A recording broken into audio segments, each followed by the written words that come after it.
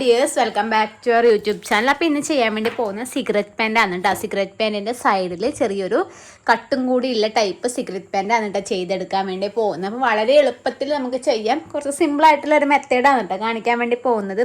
അപ്പോൾ നമുക്ക് നേരെ കട്ടിങ്ങിലേക്ക് കിടക്കാം. അപ്പോൾ നമ്മൾ ആദ്യം മെറ്റീരിയൽ രണ്ടായിട്ട് മടക്കിയിട്ട് നാലായിട്ട് മടക്കി വെച്ചിട്ടുണ്ട്. എനിക്ക് പിന്നെ ലെങ്ത്ത് കുറച്ച് കുറവാണ് കേട്ടോ കിട്ടുന്നത്. നമുക്ക് പ്രശ്നമില്ല, മുകളിലുള്ള അലാസ്റ്റിക് ഉണ്ട്, നമുക്ക് പീസ് വെച്ച് കൊടുക്കാം. ബാക്കിയുള്ളതൊക്കെ കറക്റ്റ് ഈ ഒരു മെറ്റീരിയലാണ് കേട്ടോ നമ്മൾ എടുക്കാൻ വേണ്ടി പോകുന്നത്. അതില്ലേ അടിവശം ഒന്ന് ലെവൽ ചെയ്ത് കട്ട് ചെയ്തു. ആദ്യം ഞാൻ വരക്കാൻ വെച്ചു, പിന്നെ വെച്ച് ലെവൽ ചെയ്ത് കട്ട് ചെയ്യാമെന്ന് വിചാരിച്ചു. ഇനി നമുക്ക് ഇവിടുന്ന് ലെങ്ത്ത് എടുക്കാം. എനിക്ക് വേണ്ട 35 ഇഞ്ചാണ് നമ്മുടെ പാൻറ്റിൻ്റെ ലെങ്ത്ത് വേണം. ആ 35 ഇഞ്ചിൻ്റെ വെച്ച് 4 ഇഞ്ച് നമ്മൾ എക്സ്ട്രാ കൂട്ടി കൊടുക്കണം. അപ്പോൾ അത് ഇവിടുന്ന് നമുക്ക് ആദ്യം ആ ഒരു 4 ഇഞ്ച് വിട്ട് മാർക്ക് ചെയ്ത് കൊടുക്കാം. ഇവിടെയാണ് നമ്മുടെ 4 ഇഞ്ച് വരുന്നത്. അപ്പം 4 ഇഞ്ച് വരുന്നിടത്ത് നമുക്ക് ഒരു സ്ട്രെയിറ്റ് ലൈൻ കൊടുക്കും. 4 ഇഞ്ച് വെച്ച് നമുക്ക് അടിയിൽ കട്ടും കാര്യങ്ങളൊക്കെ ഉണ്ട്, അതിനാണ് ഈ ഒരു 4 ഇഞ്ച് വേണ്ടത്. ഇനി ഈ 4 ഇഞ്ച് മനസ്സിലായില്ലേ? അത് നമ്മൾ താഴത്തുനിന്ന് ഒരു 4 ഇഞ്ച് മാർക്ക് ചെയ്യാം. ആ 4 ഇഞ്ചിൽ നിന്ന് നമ്മുടെ കറക്റ്റ് എത്രയുടെ ലെങ്ത്ത് വെച്ച് ആ ലെങ്ത്ത് മാർക്ക് ചെയ്യാം. എനിക്കിപ്പോൾ വേണ്ട 35 ഇഞ്ചാണ് ലെങ്ത്ത് വേണ്ടത്. അപ്പോൾ നമ്മൾ ഇവിടെ ടാപ്പ് വെച്ചിട്ട് 35 കിട്ടുന്നിടത്ത് മാർക്ക് ചെയ്യാം കേട്ടോ. അപ്പോൾ ഏകദേശം എനിക്ക് ആ ടോപ്പിൻ്റെ ഒരു അറ്റം വരെയും കിട്ടുന്നുണ്ട്. ഇവിടെ ഏകദേശം ഇതാ ഈ ഒരു പോയിന്റ് ആയിട്ടാണ് ഇത് കിട്ടുന്നത്. ഇതാ ഇവിടെ വെക്കുമ്പോൾ കറക്റ്റ് എനിക്കിതാ 35 ഇവിടെയാണ് കിട്ടുന്നത്, ഇവിടെ കിട്ടുന്നുണ്ട്. അതേപോലെ ഈ ഒരു സൈഡിൽ ഞാൻ മാർക്ക് ചെയ്ത് കൊടുക്കുന്നുണ്ട്. 35 ഇഞ്ച് ഇതാ ഇവിടെയും മാർക്ക് ചെയ്തിട്ടുണ്ട്. ഇനി ആദ്യം നമുക്ക് ഒരു സ്ട്രെയിറ്റ് ലൈൻ വരച്ചു കൊടുക്കാം കേട്ടോ.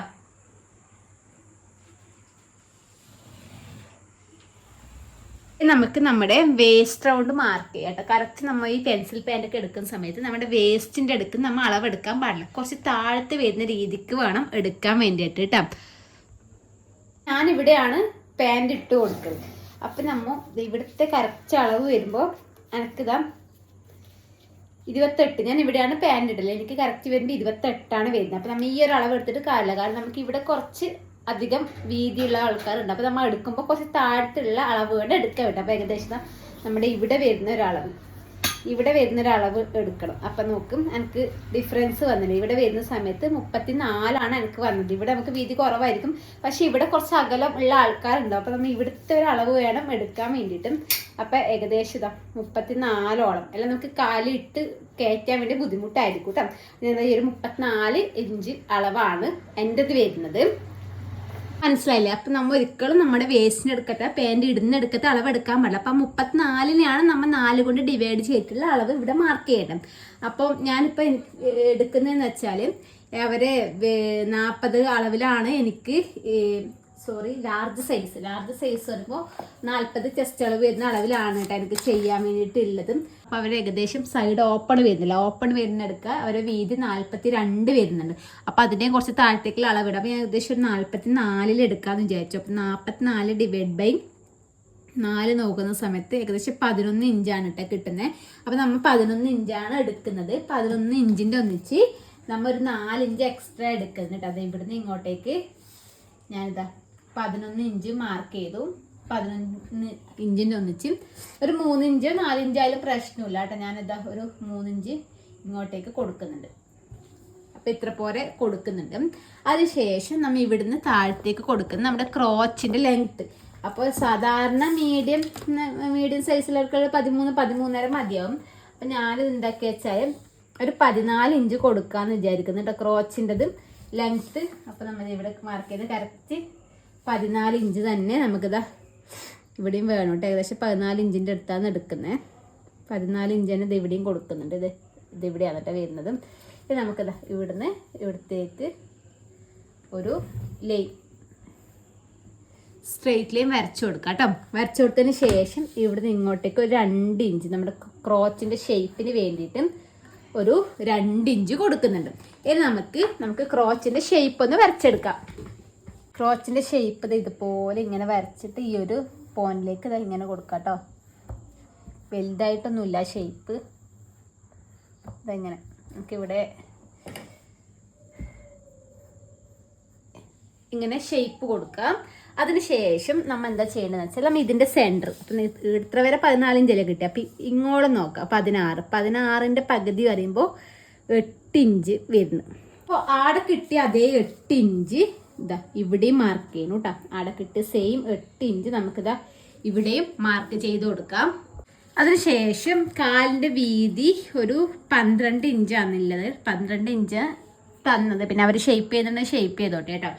അപ്പം 12 ഇഞ്ചിൻ്റെ പകുതി പറയുമ്പോൾ 6 ഇഞ്ച്. അപ്പം 6 ഇഞ്ചിൻ്റെ പകുതിയാണ് നമ്മൾ മാർക്ക് ചെയ്തത്. അപ്പോൾ ഈ 8 ഇഞ്ച് മാർക്ക് ചെയ്തില്ല, അതിന് 6 ഇഞ്ച്, 3 ഇഞ്ച് അങ്ങോട്ടേക്കും അതുപോലെ 3 ഇഞ്ച് ഇങ്ങോട്ടേക്കും 6 ഇഞ്ച്. പിന്നെ 1 ഇഞ്ച് തയ്യൽ തുമ്പ് ഇങ്ങോട്ടേക്കും അതേപോലെ 1 ഇഞ്ച് തയ്യൽ തുമ്പ് ഇങ്ങോട്ടേക്കും. ഇതുപോലെ അത് കൊടുക്കണം. മനസ്സിലായില്ലേ? ഇവിടെ മാർക്ക് ചെയ്ത 8 ഇഞ്ച് തന്നെ നമ്മൾ ഇവിടെയും മാർക്ക് ചെയ്ത് എടുത്തിട്ടുണ്ട്.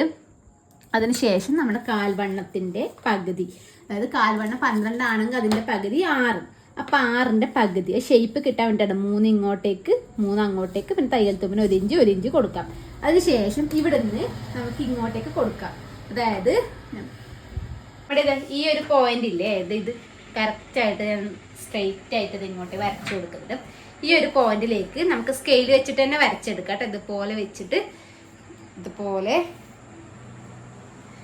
വരച്ചെടുക്കാം. ഇതുപോലെ വരച്ചെടുക്കാം. ഇനി ഇത് നമുക്ക് താഴത്തേക്ക് സ്ട്രെയിറ്റ് ലൈൻ ഇതുപോലെ ഇങ്ങനെ കൊടുക്കാം കേട്ടോ. കണ്ടില്ലേ? നമ്മൾ ഇവിടുന്ന് വരച്ചു കൊടുക്കേണ്ട ആവശ്യമില്ല. ഇവിടുന്ന് വരച്ചാൽ നമുക്ക് ഇവിടെ പിന്നെ കട്ടും കാര്യങ്ങളൊക്കെ വരാനുണ്ട്. അപ്പോൾ ഇവിടുന്ന് നമുക്ക് സ്ട്രെയിറ്റ് കൊടുക്കാം. എല്ലാവരും നിങ്ങൾക്ക് മനസ്സിലാൻ വേണ്ടിയിട്ട് ഞാൻ മുന്നത്തെ വീഡിയോയിൽ കാണിച്ചിട്ടുണ്ട് ഇങ്ങനെയുള്ളൊരു ഷേപ്പ്. അത് നമുക്കിപ്പോൾ ആവശ്യമില്ല, നമുക്ക് ഇവിടുന്ന് കട്ട് വരാനുള്ളത് കൊണ്ട് പ്രശ്നമില്ല കേട്ടോ.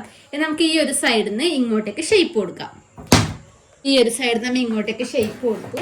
അതിനുശേഷം ഇവിടുന്ന് താഴത്തേക്ക് സ്ട്രെയിറ്റ് ലൈൻ കൊടുത്തു. അപ്പം ഇത്ര പോലെ മെഷർമെൻ്റാണെന്നുള്ളത് നമുക്ക് ഇതിനൊന്ന് കട്ട് ചെയ്തെടുക്കാം കേട്ടോ.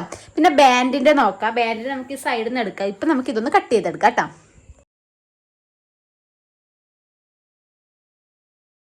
എന്താണെന്ന് വെച്ചാൽ നമ്മുടെ മെറ്റീരിയൽ നല്ല വശം മോശം വശം ഉണ്ട് കേട്ടോ. അങ്ങനെ ഒന്ന് ശ്രദ്ധിച്ചേക്ക്. ചെറുതായിട്ട് മനസ്സിലാവുന്നുണ്ടായിരുന്നു. നല്ല വശത്താണ് ഇപ്പോൾ ഇത് മാർക്കും കാര്യങ്ങളും ചെയ്തിട്ടില്ല. അതൊക്കെ പോട്ടെ, പ്രശ്നമില്ല. നമുക്കിത് ഒരു പീസ് എടുക്കാം. ഒരു പീസ് എടുത്തിട്ട് നമുക്കെന്താ, നമ്മൾ ആദ്യം മാർക്ക് ചെയ്ത് 4 ഇഞ്ച് ജസ്റ്റ് ഇതുപോലെ കൊടുക്കാം കേട്ടോ. അവിടെയും അതേപോലെ ഈ ഒരു സൈഡിലും 4 ഇഞ്ച് കൊടുക്കുക. എന്നിട്ട് നമുക്കിതൊന്ന് സ്ട്രെയിറ്റ് ലൈൻ വരച്ചെടുക്കാം. എന്നിട്ട് എന്താ, നമ്മുടെ 4 ഇഞ്ച് വന്നില്ലേ, 4 ഇഞ്ച് വരച്ചു. ആ 4 ഇഞ്ച് നമ്മൾ ചെയ്യേണ്ടതെന്ന് വെച്ചാൽ ഇവിടുന്ന് ഒരു 1.5 ഇഞ്ച് ഇങ്ങോട്ടേക്ക് മാർക്ക് ചെയ്തെടുക്കാം താഴത്തേക്ക്. അതുപോലെ ഒരു 1.5 ഇഞ്ച് മുകളിലോട്ടേക്ക് മാർക്ക് ചെയ്യാം. 1.5 എന്താ ചെയ്യണമെന്ന് വെച്ചാൽ നമുക്ക് ഇവിടുന്ന് ഈ ഒരു 1.5 ഇഞ്ചിലേക്ക് അടിച്ചെടുക്കാം.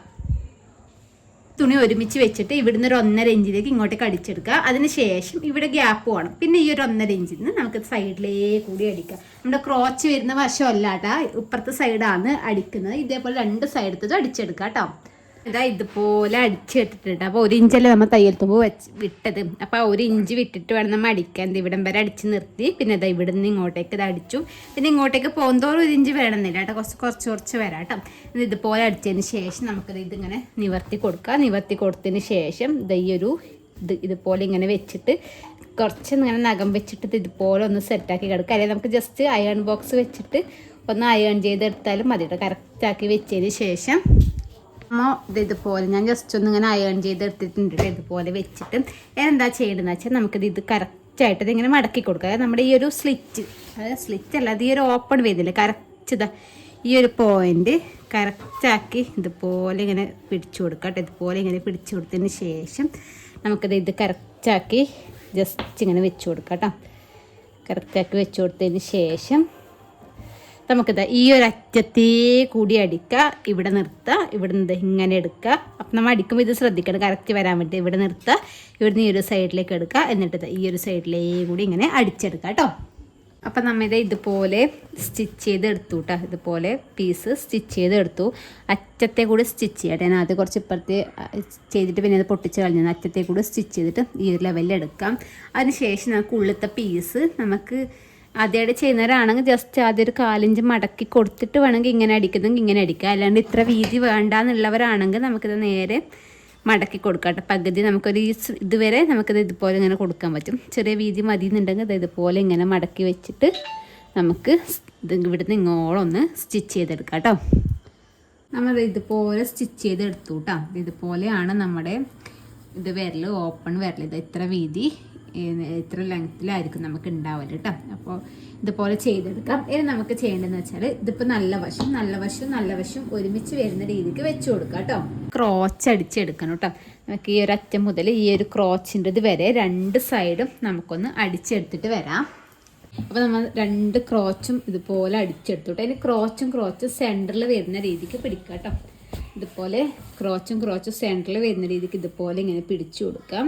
എന്നിട്ട് നമുക്ക് കാലിൻ്റെ അടുത്ത് ഈ സെൻറ്ററിൽ നിന്ന് നമുക്ക് സൈഡിലേ കൂടി കാലിൻ്റെ അടുത്തം വരെ സ്റ്റിച്ച് ചെയ്യാം. അതുപോലെ ഓപ്പോസിറ്റ് വശം സൈഡിലേ കൂടി കാലിൻ്റെ അടുത്ത് വരെ അത് സ്റ്റിച്ച് ചെയ്തെടുക്കാം കേട്ടോ.